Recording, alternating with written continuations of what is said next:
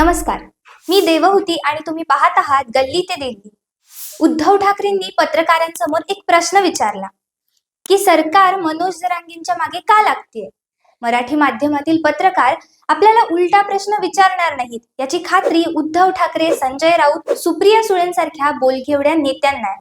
त्यामुळे आपण कोणताही आरोप केला किंवा प्रश्न विचारला तरी घणाघात केला, दणका दिला, पलटवार केला असे शब्दप्रयोग वापरून आपल्या विधानांची ब्रेकिंग न्यूज होणार याची त्यांना खात्री असते. ज्यावेळी कितवा स्वातंत्र्य दिन आहे हे सांगताना उद्धव ठाकरे गडबडले होते तेव्हा नारायण राणे म्हणाले होते की मी तिथे असतो तर कानाखाली दिली असती.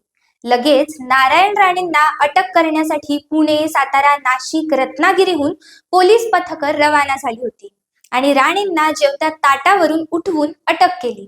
सुशांत सिंग राजपूत आणि दिशा सालियानबद्दल अर्णव गोस्वामी त्यांच्या कार्यक्रमातून उद्धव ठाकरेंना प्रश्न विचारत होते.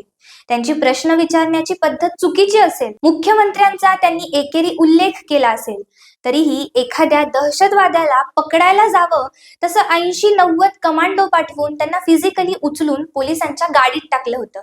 कंगना रनौतने मुंबई म्हणजे पीओके आहे का असा प्रश्न विचारला तर तिला मुंबईत पाय ठेवू देणार नाही, मुंबईत आल्यावर तिचं थोबाड फोडू अशा धमक्या दिल्या होत्या.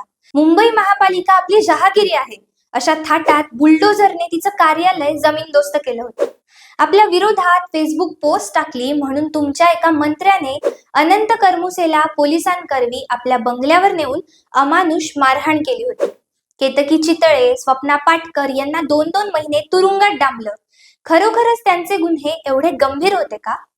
2.5 वर्ष घरात बसून आपण जे मुख्यमंत्री पद उपभोगलं त्या काळात तुम्ही या सगळ्यांच्या हात धुवून मागे का लागला होतात असा प्रश्न आता भाजप कार्यकर्ते विचारू लागलेत.